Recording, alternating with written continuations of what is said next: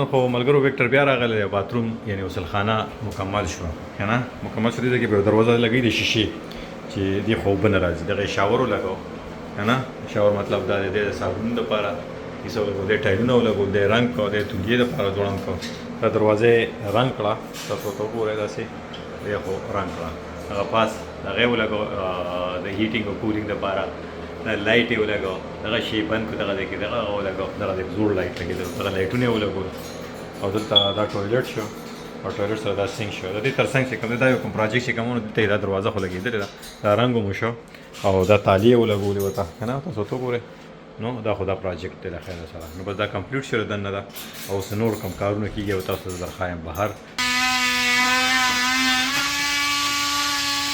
دا دوه شنایان خو لګېدي سره چې دا ټرک ولګوله سیوریج سیستم یې رالی کړی بدن چې کوم دغه راځي پکې او دې کې به هم دا شیزونه ټول ولګي د خیره سره او ورته وګورئ تماشې وکړئ نو بس خوندونه ترې واخلئ نو دا اوس دا خبره کاکا خبره وي پیسې زما او مزې ستاسو که نه او دلته غوږ کې نه درته پکې یو بل شی ښیم ګور راشئ کوم دی نو په امریکا کې نر او ښځه یو شانتې کار کوي ښه وکټر ځان سره خپله خینې راوستې ده د ښځې خورې راوستې دا هم ورسره کار کوي تاسو ورته وګورئ که نه هغه شانتې لرګي او تختې خیجي او نور پکې څه نشته دی دلته وګوره او دی اوښې دی د ښځې روړې دی او په خپله ښځه ډېر مین هم دی دا تاسو غوږ کې دغلته دا شی لګوي یو سره لګیا دي په یو ځای باندې کار کوي نو تماشا کوئ تاسو اوکې Victor, what did you get from Home Depot today? Just the tracks?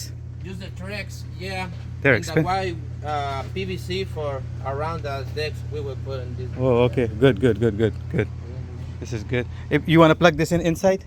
Huh? The electric? Or... No, it's battery. Okay. No, that was like that's it.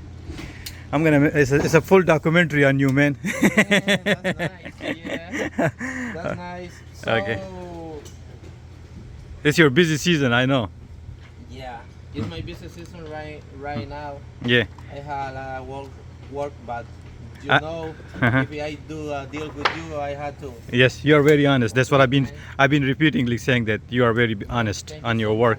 دا ته ګوره دا جینۍ لګیا ده که نه دغه بل لګیا دی دا روره خور دی او هغه دی چې کم دی نه ویان ته هم لګیا دی او کیسې دي لګیا دي پی وي سي پایپونه مې راوړل پی وي سي پایپونه خو ما ونه لیدله دا تختې چې $500 ډېر زیاتې دي یار دا خو دغه پوره ټیم یې لګیا کړی دې ته واقع دی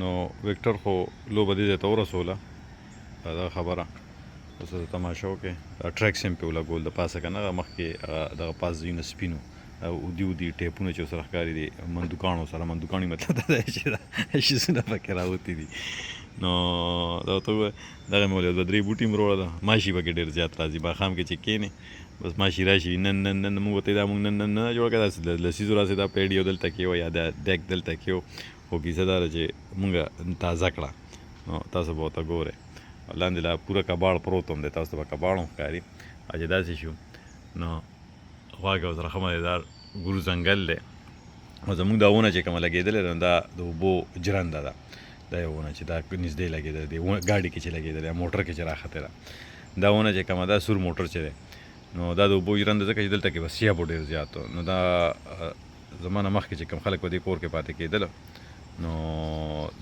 هغه مونږ چې را دې کله دې کور ته کډه نه وروړې نو هغې لګولې وه خو هغه اوس دغه ځای کې ما ورسره خوا کې پودینه کرلې ده یو انګور مې ورسره کرلی دی نو هغه انګور خو دانې وکړي ورپسې هغه سکوډ او مرغۍ راشي یو څو دانې وکړي او دې خوا ته ګورئ نو بس دغه ټولو خلکو ګاونډیانو کیسې دي او ماښام کې چې کښېنې نو بس دلته کې ښه مزېدار ښه دروند د چرسو بوی د مونږ هغه اخواني ګاونډیان ډېر زیات چرس کي خدای دې نیکې ته مخه کړي ځان یې پرې وسوځو نو زه صحیح ده انشاءالله نور درته هم درخوایم چې څه کېږي مخکې وړاندې څه ځي نو بیا ته وایم